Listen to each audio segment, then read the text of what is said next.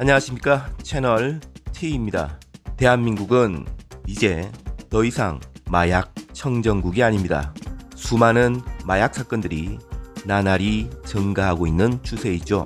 2020년을 떠들썩하게 만들었던 마약 사건 중에 우리들이 이름만 들어도 유명한 남양유업의 손녀딸 황모 씨가 마약 사건으로 신문지상에 오르락내리락 세간의 화제가 되었습니다. 남양유업 회장의 손녀딸인 황씨의 애인 오씨, 이 오씨에게는 절친한 오래된 친구가 한 명 있는데요.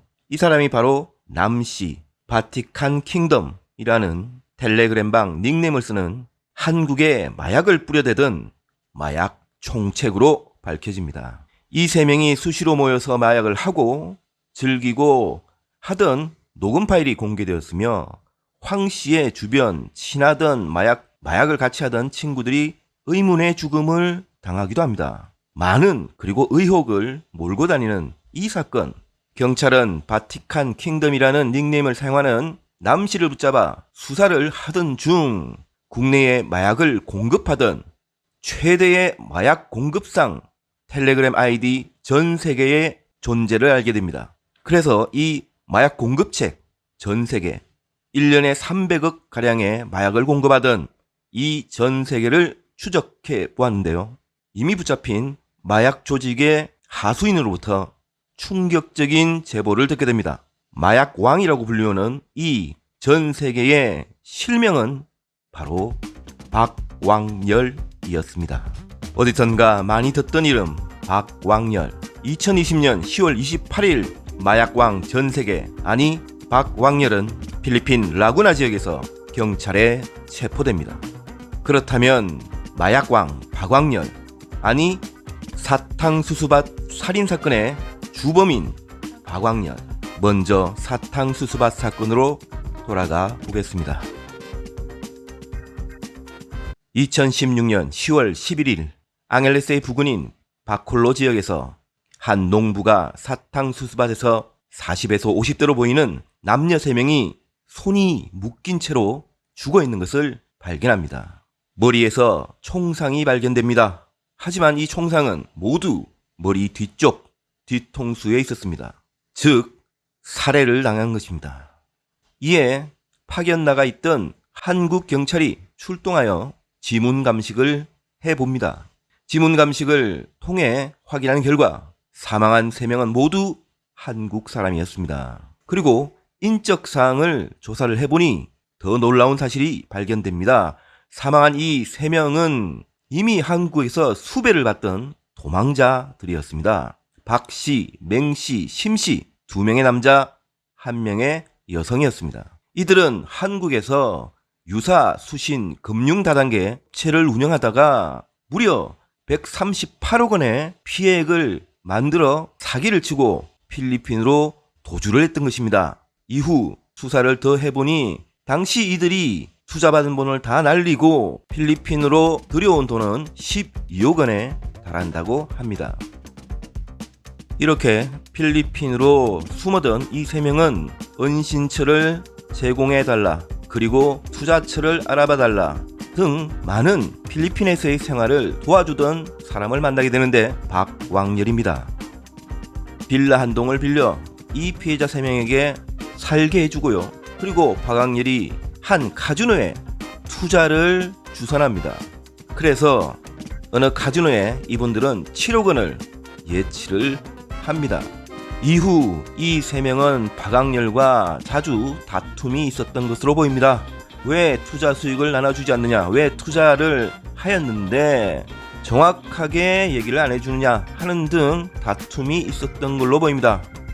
하지만 박왕렬은 애초부터 이 투자 수익을 나눠줄 생각이 없었습니다.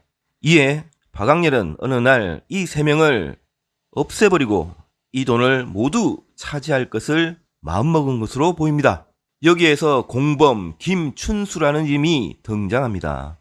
이 김춘수 씨는 바로 2014년에 박왕렬이 어떠한 사업을 할 때 5천만 원을 투자한 박왕렬의 잘 아는 친한 동생입니다.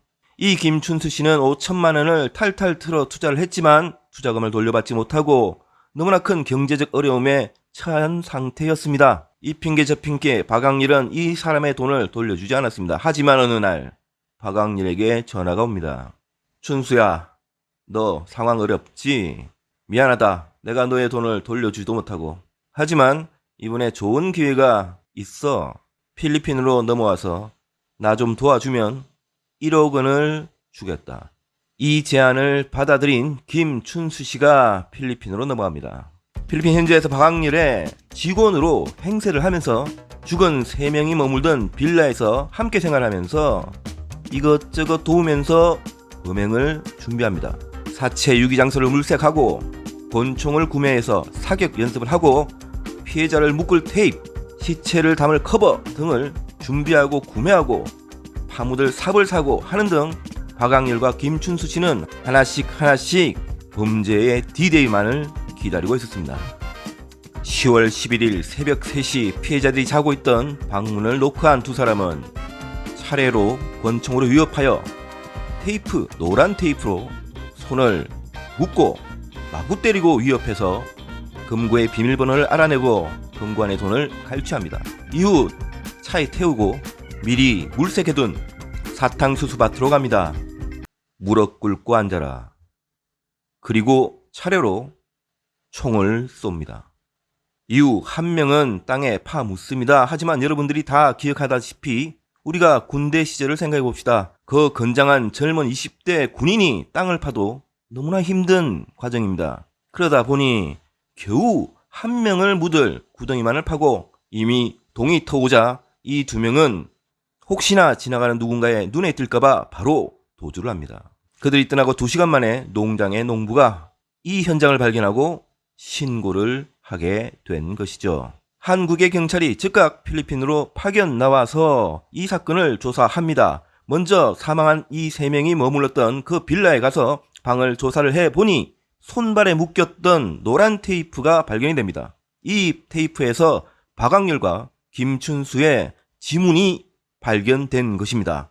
먼저 김춘수는 한국의 창원에 숨어 있다가 붙잡힙니다. 붙잡힌 김춘수와 박광일은 서로에게 이 범행 사실을 떠넘깁니다. 박광일은 내 친한 동생 김춘수가 항상 카지노를 하고 돈이 모자라 전전긍긍하다가 사고를 친 것 같습니다. 저는 도와준 것밖에 없습니다. 라고 얘기를 하고요. 김춘수 씨는 한국 경찰에서 이분의 옷, 신발, 가방 등을 몽땅 압수수색하여 조사를 해보니 옷에서 화약 반응이 나옵니다. 이에 검찰의 집요한 질문에 김춘수 씨는 사건의 전말을 털어놓습니다. 박광일은 주범, 자신은 그저 시키는 대로 했을 뿐이다 라는 자백을 받아낸 것이죠. 이에 박광일과 김춘수 씨가 그동안 범죄 모의를 하고 당일 사건을 진행하던 모든 사건 대화 내용이 담긴 전화기를 밀양에 있는 강에 버렸다는 진술을 받고 경찰이 밀양강을 모두 샅샅이 뒤져서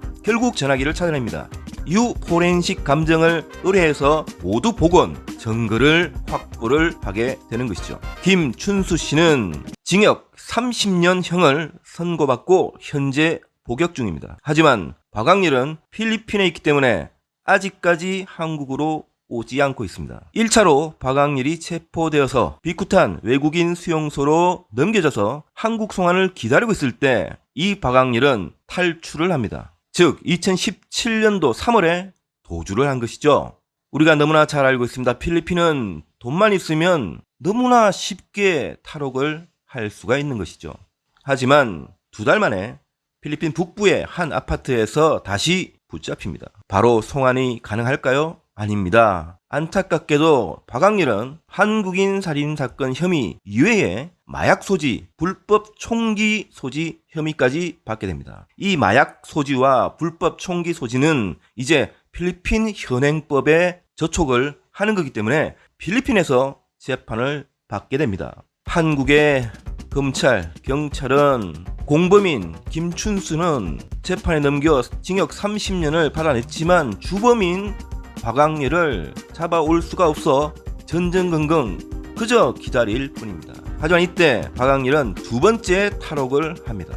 필리핀 법원에서 마약 소지와 불법 총기에 관한 재판을 받던 중 1심 재판 중 법정 진술을 하고 감옥으로 돌아가던 길에 근처 식당에 들려서 밥을 먹고 가자, 내가 밥을 사주겠다 라고 박학렬의 애인이 이 호송 경찰에게 제의를 하고 이들이 다 같이 밥을 먹으러 식당에 간 사이에 박학렬은 그 식당 화장실 창문을 뜯고 탈옥을 하게 된 것입니다.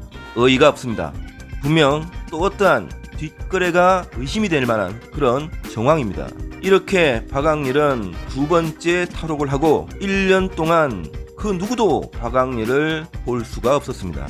하지만 이 1년 동안 박학렬이란 이름은 사라지고 대신 어느 날 전 세계 마약왕 전 세계라는 이름이 여기저기서 나오기 시작했습니다. 서두에 말씀드렸던 텔레그램 채팅창에 마약거래 채팅방을 열고 한국에 1년에 300억 가량의 마약을 공급하던 마약왕 전 세계, 이 전 세계가 바로 박왕렬이었습니다. 경찰이 마약 조직의 하수인으로 체포된 J씨를 신문합니다. 피의자는 전 세계가 어떤 사건으로 필리핀 수용소에 들어오게 됐는지 알고 있습니까? 라는 질문에 이 마약범 J씨는 이렇게 얘기를 합니다. 필리핀 앙헬레스라는 동네에서 한국인 3명이 살해됐는데 이 사건의 범인이 전 세계이고 이 사건으로 박왕렬이 수용되어 있었습니다. 라고 진술합니다. 2016년도 앙헬레스에서 참혹한 죽음으로 발견된 한국인 3명, 이 3명을 죽인 주범으로 의심받는 박왕렬이 두 번의 탈옥을 거치고 이제는 한국에 1년에 300억 원 가량의 마약을 공급하던 거물의 마약상으로 변신하여 나타난 것입니다. 작년 2020년 10월 박왕렬 혹은 마약왕 전 세계는 필리핀 현지에서 전격 체포되었습니다. 두 번의 탈옥 끝에 드디어 잡힌 것입니다. 한국에서는 골석 재판을 열어서라도 박왕렬을 기소해야 된다라는 유가족의 청원이 빗발치고 있습니다. 필리핀에서의 재판이 시간만 질질 끌다 보면 또다시 박왕렬이 탈옥할 확률이 너무나 높기 때문입니다. 대한민국의 정부, 외무부, 검찰, 법무부는 어떠한 방법과 어떠한 압력을 가해서라도 필리핀에서 이 박왕렬을 하루빨리 한국으로 송환을 해서 한국의 법정에 세워야 합니다. 이제는 살인사건의 문제만은 아닙니다. 한국에 엄청난 양의 마약을 뿌려대던 주범이기 때문에 이 마약 사건을 뿌리 뽑기 위해서라도 박왕렬을 꼭 한국으로 송환해야 하기 때문입니다. 오늘 채널T에서 살펴본 박왕렬 사건의 처음과 끝이었습니다. 여러분의 깊은 관심이 필요하고요. 끝없는 추적이 필요합니다. 채널T는 이 박왕렬 사건이 어떻게 끝이 나는지 끝까지 지켜보겠습니다. 오늘 순서는 여기까지입니다. 모든 분 감사합니다.